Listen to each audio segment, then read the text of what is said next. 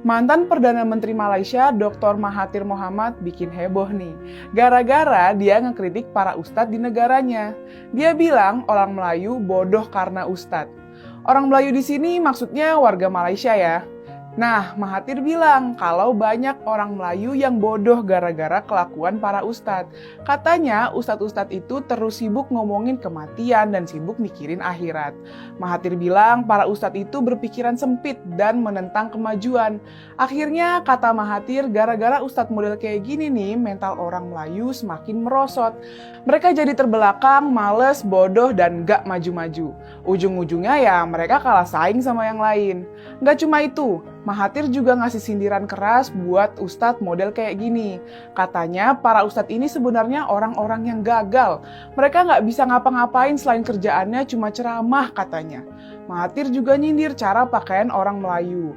Katanya mereka sekarang lebih suka pakai kopiah putih biar kelihatan soleh. Sebenarnya ustadz model kayak gini nggak cuma ada di Malaysia aja ya. Ini juga terjadi di banyak negara, nggak terkecuali di Indonesia. Banyak banget ustadz yang apa-apa dibilang haram. Misalnya aja, ada ustadz yang bilang demokrasi itu haram. Banyak kemajuan yang dicurigai sebagai alat menghancurkan Islam. Eits, tapi jangan pikir semua ustadz kayak gitu ya. Banyak juga kok ustadz-ustadz yang pikirannya maju dan moderat. Ceramahnya bikin adem, ngarahin sama kemajuan dan keterbukaan. Agar umat Islam gak terbelakang dan bisa bersaing di dunia modern. Yuk pilih ustadz yang pakai akal sehat.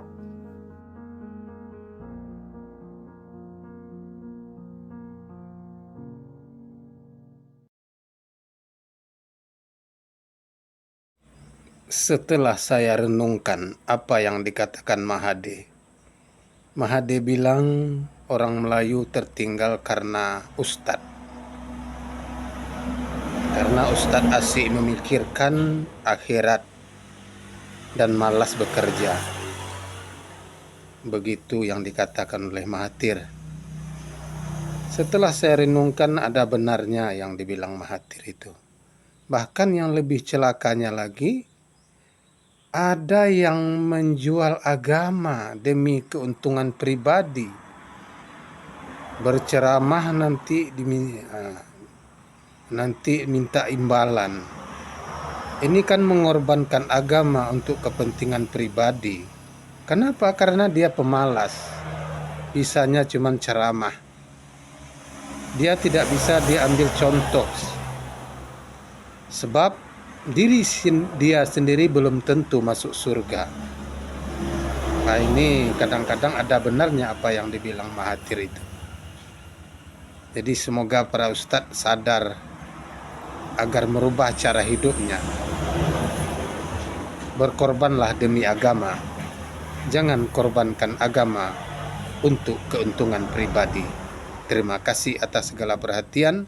Mohon maaf atas segala kekurangan. Pusikum wa nafsi bitaqwallah. Assalamualaikum warahmatullahi wabarakatuh. Salam sejahtera untuk kita semua.